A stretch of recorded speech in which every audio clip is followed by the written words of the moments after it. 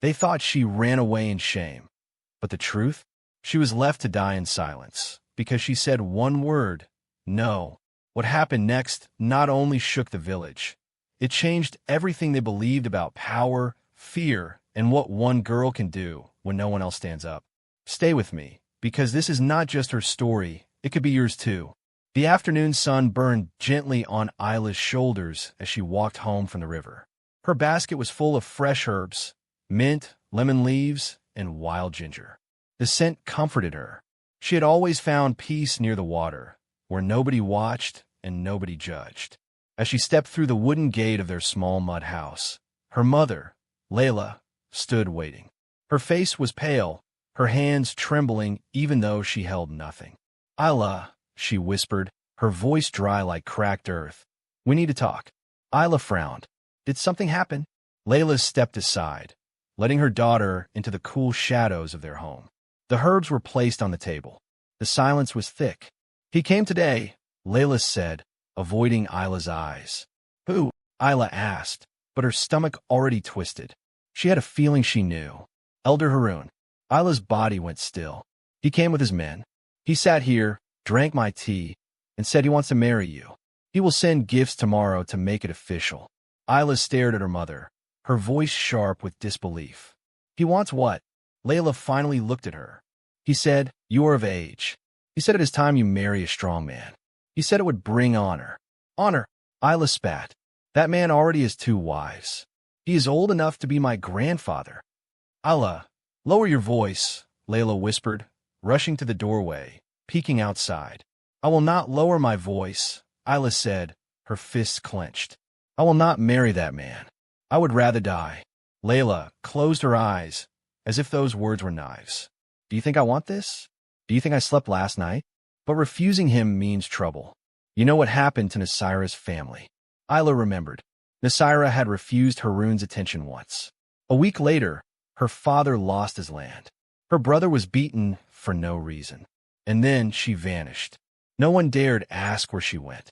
"I am not Nasira," Ayla said firmly, "and I will not be bought."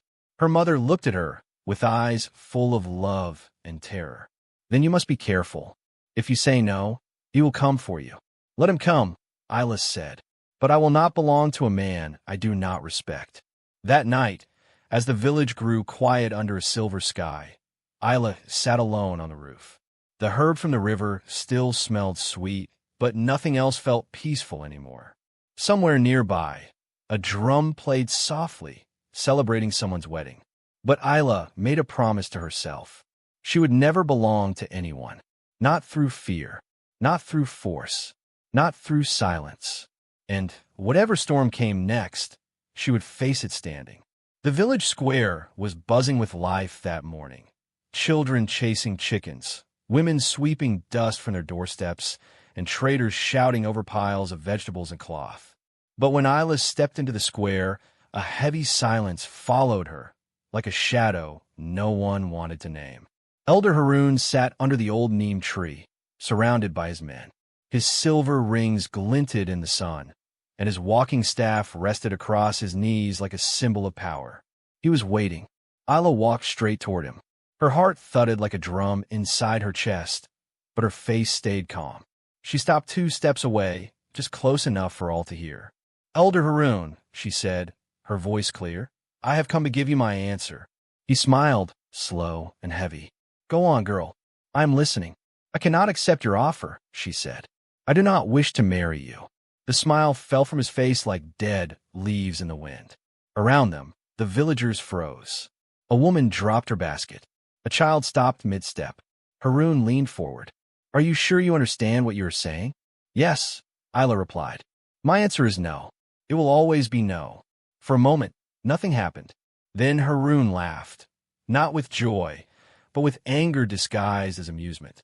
"Well then," he said, "so be it." He stood up slowly, brushing imaginary dust from his robes. "You are brave, Ayla, but bravery and foolishness often walk the same path." He turned and walked away. His men followed. The square came alive again, but with nervous whispers instead of laughter. That evening, the village well near Ayla's house ran dry.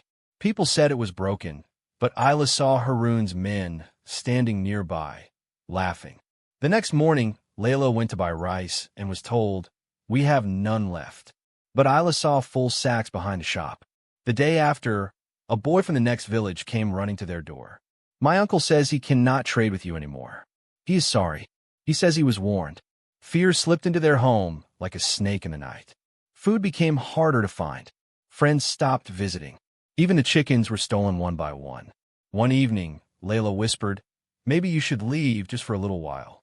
Stay with your uncle in the next valley. Haroon will calm down." "No," Ayla said. "If I leave, he wins. And he will do it to someone else next." Layla looked at her daughter, so young and yet already carrying so much weight. "Then we must be strong," she said. "Stronger than fear." They held each other close, listening to the wind rattle their thin walls.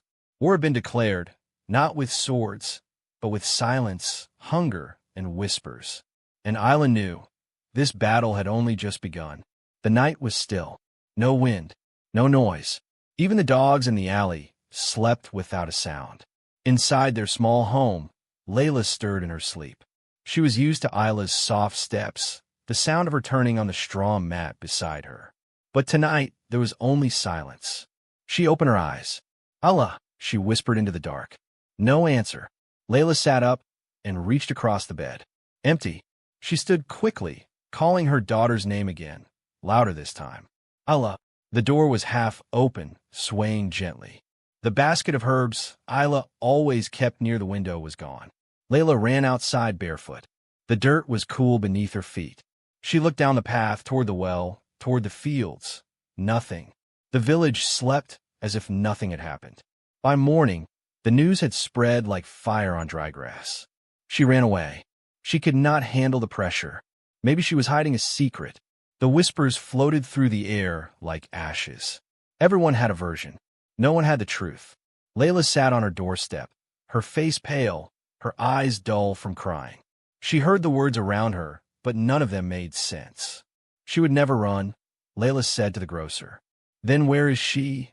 He replied, not unkindly. Haroon arrived just before midday. He rode his white mule through the village like a king returning from victory. He dismounted near Layla's home. "I heard the news," he said, voice calm and smooth. "She's gone," Layla whispered. He nodded slowly. "Yes. Poor child.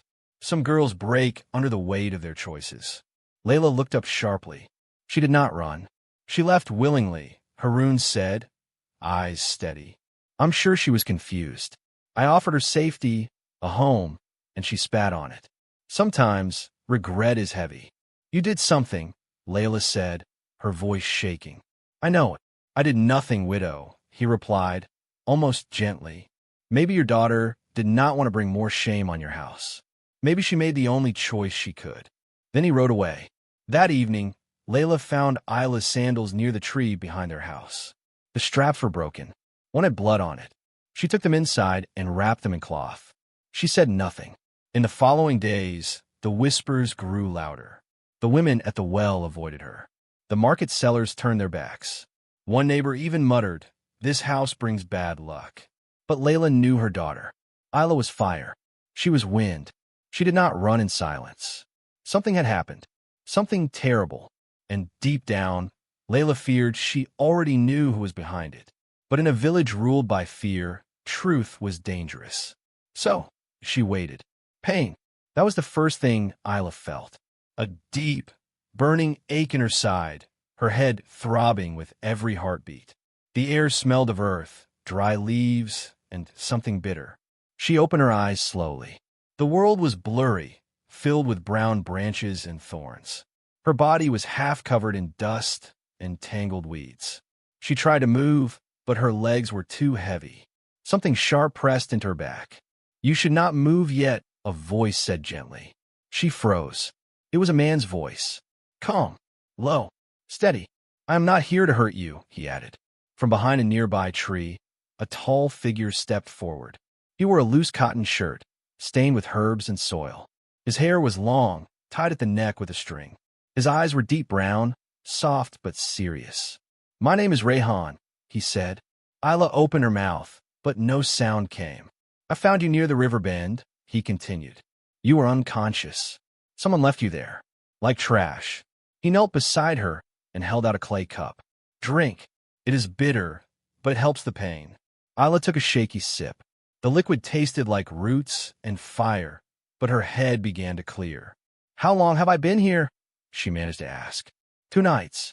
I cleaned your wounds and kept watch. You had bruises, a cut on your arm, and fever. She looked down. Her arm was wrapped in clean cloth. Her clothes were torn. Her skin stung. Why did you help me? She asked. Rayhan sat on a rock nearby. He looked at the sky for a moment before answering. Because no one else would. Ayla tried to sit up again. Rayhan moved to steady her. Easy, he said. You are safe here. No one comes this deep into the trees. Ayla leaned against a thick root and tried to think. The memories came in pieces. Voices in the dark. A cloth over her face. The smell of sweat. A shove. Falling. Then blackness. She closed her eyes. Someone wanted me gone, she whispered. Rayhan nodded. I do not know who you are, but I know fear when I see it. I refused the wrong man, Ayla said. And now, I am nothing to the village. Rayhan's eyes met hers. Then forget the village. Heal first. You are not nothing. For the first time in days, Ayla felt warmth. Not from the sun, but from someone's words. She looked around. A small fire. A mat of dry leaves. A pot boiling with herbs. You live here? She asked. Yes, he said. People call me the forest man, or the mad healer. I like silence. Plants do not lie. Ayla smiled faintly. Her whole body hurt, but something inside her was still alive. Thank you, she whispered. Rayhan stood and added another log to the fire. Rest now, he said. The world can wait. Morning light slipped through the leaves above like soft gold. Birds chirped somewhere nearby, but Ayla did not move. Her body still ached, though less than before. Her arm, shoulder, and side had been wrapped neatly. A cool cloth rested on her forehead. Rayhan sat nearby, grinding dried bark into powder with slow, careful hands. He looked up when she opened her eyes. You slept better, he said. That is good. Ayla blinked slowly, her voice dry. You have been watching over me? I had to change your bandage during the night, he replied simply. The fever came again. She sat up slowly, using her good arm for support. Her muscles pulled tight, but she did not cry out. I remember more now, she said, her voice quiet. There were 2 of them, Haroon's men. Rayhan nodded, but said nothing. They came at night. I was sleeping, one on my arms. The other tied something over my face. I kicked, bit someone's hand. Then everything went dark. Her voice shook, but she kept going. They thought I would stay quiet. When I didn't, they tried to make me disappear. Rayhan handed her a warm drink. They failed. You're still here. She took a sip. It was sharp like fire and leaves, but it gave her strength. Why are you doing this? She asked. You do not even know me. Rayhan looked at the fire, then at her. Because no one deserves to be thrown away. And because I, too, was once left behind. Ayla looked at him, her face full of quiet questions. He did not explain further. Later, he brought her roasted root and a slice of flatbread. They ate in silence. Around them, the forest hummed with life, safe, green, and distant from everything else. As the days passed, Ayla healed slowly. Rayhan helped her sit, walk a few steps, and clean her wounds. He taught her how to crush herbs, how to boil water with ash, how to feel for fever through the wrist. Sometimes they spoke. Sometimes they said nothing. But one afternoon, as they sat under the trees, Rayhan grew serious. You cannot stay here forever, he said. If the villagers find you with me, they will call you a runaway. They will call me a thief. Or worse. Ayla looked away. I have nowhere to go. You are strong, he said. But strength cannot stop their lies. She touched the scar on her arm. Then what do I do? Rayhan stood and pointed to the hills beyond the trees. You wait until you are healed. Then you choose, hide or fight. Ayla watched the sunlight dance through the leaves. I do not want to hide, she whispered. But I am not ready to fight either. Rayhan nodded. Then you rest. And when your legs are steady, we talk again. For the first time in her life, Ayla felt seen. Not as a burden, not as a girl to be owned, but as a person worth saving. And in that forest clearing, A broken girl began to rebuild, slowly, quietly, like a seed learning how to grow again. The days passed gently, like falling leaves. Ayla's wounds healed, slowly but surely. The bruises on her arms faded. Her steps grew steadier. The pain in her ribs became a dull memory. Rayhan never rushed her. Each morning, he would hand her a cup of warm tea made from crushed seeds and roots. Then, after breakfast, he would show her something new: how to dry leaves over a flat rock, how to mix ash with honey for burns, how to listen to the wind before the rain came. His garden was not like other gardens. It was wild and free. Green things grew in strange patterns, but Rayhan knew each one by name. He showed Ayla which roots stopped bleeding, which leaves cooled fever, and which bark could make a weak heart strong. One afternoon, as she pulled weeds with him, Ayla asked, "How did you learn all this?" Rayhan looked up, wiping sweat from his brow. "From my mother, and from being alone. The forest speaks if you listen." "You're not afraid?" she asked. "Of living out here, of what people say?" "I was," he admitted, "long ago. But fear is a thief. It steals your breath before the danger even comes." They worked side by side in silence. Ayla looked at her hands, dirt under her nails, a healing scar on her arm, and felt something she had not felt in a long time. Strength. Not loud strength. Quiet strength. The kind that grows under the skin, slow and steady. In the evenings, they sat by the fire. Rayhan would tell her stories. Not big tales of heroes, but small ones. About a bird that lost its way and made a new nest. About a boy who learned how to grow food from nothing. About a plant that blooms only after a storm. Sometimes Ayla would laugh. Sometimes she would just listen. And sometimes she would tell her own stories about her mother's kindness, about the river she used to run to when things got too hard, about the time she climbed the old fig tree and saw the whole village from above. "You are different," Rayhan said one night. "Different how?" "You do not break. You bend, but you do not break." Ayla smiled at the fire. "I thought I was broken." "No," he said, "only buried." And like a buried seed, Ayla felt herself beginning to rise. She was not ready to return to the village yet, not ready to face Haroon. But each day, with soil on her fingers and sun on her face, she grew braver. In Rayhan's garden, there were no chains, no orders, no lies, only life and truth, and the quiet bond between two people who had been hurt and were learning, gently, how to trust again. The wind changed that morning. It carried voices, sharp, hurried voices from the edge of the forest. Rayhan stood still, his hands covered in soil, listening carefully. Ayla was crouched nearby, tending to a shallow bed of mint leaves. "What is it?" she asked, noticing the shift in his eyes. Rayhan brushed the dirt off his hands. "Someone is near. Too many footsteps. Not animals." He moved quickly, guiding her behind the garden wall. Together, they crouched in silence, hidden by tall stalks of flowering herbs. The voices passed, rough and angry. She was seen near the fields. "Haroon want her found. Search the trees. Leave no corner untouched. Drag her back if you have to." The voices faded, but their meaning stayed. Ayla's breath shook. "They know I'm alive," she whispered. Rayhan nodded slowly. "Someone must have seen you walking near the creek last week. A shadow, a movement. In villages like yours, whispers travel faster than birds." Ayla sat down, her back against a tree. "He will not stop, will he?" "No," Rayhan said. "Men like Haroon don't accept shame, especially not from a woman." She looked up at him. "You think they'll come here?" "I know they will." He knelt beside her. "If they find you here, they will not ask questions. They will call you a liar, a runaway, a thief. They will call me worse." Silence stretched between them. Only the wind moved now, rustling the leaves above their heads.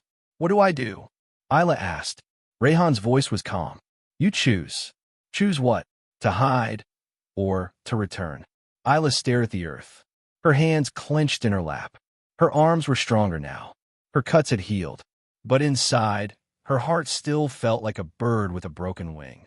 "If I hide," she said slowly, "they'll come for me again. And again. Yes. If I return, I stand alone." "Not alone," Rayhan said, "but not without danger." Ayla looked at the small garden, the herbs, the fire pit, the clay pots. This place had saved her, but it could not hold her forever. She stood up slowly. My mother must think I'm dead. She still prays for you, Rayhan said. I believe that. Ayla turned her face to the breeze. She imagined the village, its paths, the eyes of people who once knew her, who now called her names. Let them whisper, let them watch. But she would not live hiding like a shadow. I will go back, she said at last. Not to beg, not to run, to speak. Rayhan nodded. Then we must plan. They stood together as the sun rose higher. Far beyond the trees, drums began to echo, slow, steady beats. A wedding was being prepared. Ayla's lips pressed into a line. She had one more truth to deliver. The village square was dressed in color. Bright cloths hung between trees. Flowers floated in clay bowls. A thin trail of music rose from the drum's circle, steady and slow. Elder Haroun stood tall near the center, wearing his finest robe, dark red with golden stitching. By his side, a young girl stood with her head bowed. She could not have been more than 16. Her hands shook as the priest lit a small fire before them. Villagers gathered in quiet rows, their faces tense but obedient. No one spoke out. No one dared. Then someone gasped. Heads turned. Whispers spread like wind in dry grass. Ayla had returned. She walked into the square with dust on her feet and fire in her eyes. Her long braid fell over her shoulder, and her simple dress fluttered in the breeze. Behind her, Rayhan stood at a distance, silent as a tree. Haroun's face paled. For a moment, he looked like a man who had seen a ghost. But Ayla was no ghost. She was real and alive. Stop this wedding, she said, her voice clear. You do not marry her. Not like this. Gasps echoed. The drums fell silent. Even the birds seemed to stop singing. Haroun stepped forward, trying to recover his pride. You are not welcome here, he said. You ran away. You brought shame. I was taken, Ayla said. Taken by your men. Left to die like an animal. That is a lie. Then why was I found bruised and bleeding near the forest edge? She asked. Why did your men return without me? Why was my mother told I left on my own? Haroun's lips tightened. His hands curled into fists. I say this to everyone, Ayla continued, turning to the crowd. I refused him. He punished my family. He destroyed our well, blocked our trade, and spread lies. The villagers looked at each other. Many had seen it happen, but had been too afraid to speak. Haroun says I brought shame, she said. But what brings more shame than hurting your own people to protect your pride? Silence. Then, a woman near the back said softly, I saw his men that night. They carried something. They looked nervous. Another voice. He told me to stop selling to Ayla's family, or lose my stall. One by one, voices rose. Not loud, but steady. Truth had taken root. Haroun shouted, Enough. These are just words. She is nothing. She has no proof. Ayla stepped forward. My life is the proof. The wounds on my skin, the fear I carried, and the courage I found when no one else stood for me. She looked at the girl beside Haroun, still shaking, still silent. You do not have to marry him, Ayla said gently. You have a voice. Use it. The girl looked up. For the first time, she spoke. I do not want this. And just like that, the fire in the square changed from something that burned to something that cleansed. The sun was high when the village elders gathered. They sat on woven mats in a half-circle under the large neem tree, the same place where Haroun once ruled with silence. Now, the space held tension, but also something new, the sound of change. Ayla stood before them, her shoulders straight, her chin lifted. She did not shake. She did not whisper. She spoke. I was taken from my bed, she said, bound, left far outside the village, near the edge of the forest. I was meant to disappear. Some elders looked shocked. Others looked down. I said no to Elder Haroun, she continued. And for that, my mother and I were punished. Our water was cut off. Food was denied. Rumors spread like poison. Haroun stood to speak, but Elder Samin, the oldest among them, raised a hand. You will speak when she is finished, Samin said. His voice was firm. Ayla turned toward the crowd. Dozens of villagers had gathered behind her. Their faces were mixed, fear, doubt, quiet hope. "I was saved by a stranger," Ayla said. "Not a man from our village. Not someone with power. Just someone kind. He treated my wounds, gave me food, and taught me how to heal." At that moment, Rayhan stepped forward from the edge of the crowd. His presence was calm, steady. He bowed slightly to the elders. Gasps passed through the villagers. Whispers followed. "That's him, the forest man, the healer." "I returned," Ayla said, "because I will not hide from lies. Not anymore." Elder Samin looked at her for a long time. "And if Haroun says you left on your own, that you now speak from shame, not truth." Ayla met his eyes. "Then I ask you, does shame leave bruises? Does it block a family's well? Does it silence a village?" A heavy silence followed. Then, from the side, an old woman stepped forward. Her back was bent, but her voice was strong. "I saw Haroun's men that night. They rode fast, looked nervous. When I asked why, they stared at the ground." Another voice joined. "He told me to stop trading with Ayla's mother, so it would be best for my safety." Then a third. "My brother helped carry her sandal from the river. He was told to keep quiet." The air shifted. For the first time, Haroun looked unsure. Rayhan stepped beside Ayla. "She did not come back for revenge," he said. "She came for truth." Elder Samin stood. His hands trembled, but his voice did not. "We cannot lead a village through fear. We cannot protect lies. Today, we listen to truth." He turned to Haroun. "You will step down from council until judgment is made." Haroun's face burned red, but no one stood with him. Not this time. And in that moment, the lies that ruled the village for years began to die. Not with swords, but with voices once silenced. The next morning, the council made its decision. Haroun was removed from power. His voice no longer held weight in village matters. He was ordered to stay away from Ayla and her family. The decision shook the village, but no one protested. Fear had lost its grip. Ayla stood quietly as the announcement was made. She felt no joy, no pride, only peace. Justice was not about revenge. It was about setting things right. After the crowd left, Elder Samin approached her. He looked tired, but lighter somehow. "You spoke when others stayed silent," he said. "And because of that, things will change." Ayla bowed her head. "I only told the truth." "That is the hardest thing to do," he replied. "We would like you to stay." The women, especially the young girls, they want to learn. Not just cooking and sewing, but their rights, their voice, their strength. Ayla looked at him in surprise. "Me? You," he said, smiling softly. "You walked through fire and came out standing. Teach them how to do the same." That evening, she returned to the small hut behind the forest. Rayhan was watering his herbs, his hands covered in mud. "I thought you might come," he said without turning. "I thought I might too," Ayla replied. He looked at her now. "You were brave." "I was not alone," she said. They sat by the fire again, just like the beginning. But something was different now. Not fear, not pain, roots. Later, they built a shelter near his garden. Not a house, not a hut, but a school. A place where girls came to read, to heal, to speak. A place where herbs and words were both used to treat wounds. Some brought stories. Some brought silence. All were welcome. Rayhan tended the plants. Ayla tended the hearts. Side by side, they taught that healing was not only for the body, but for the soul. One afternoon, as Ayla helped a shy girl write her name in the dirt, she paused and looked up at the sky. So much had changed, but one thing had not: the power of one voice. She smiled gently and placed the girl's hand over the letters. "You don't need permission to be strong," she whispered. "You just need to begin."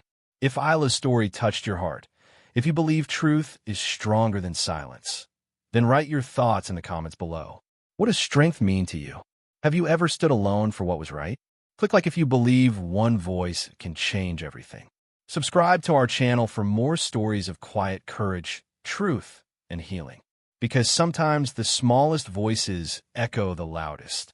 And sometimes one story is enough to light a fire. Share this video with someone who needs to remember that healing and truth often grow side by side.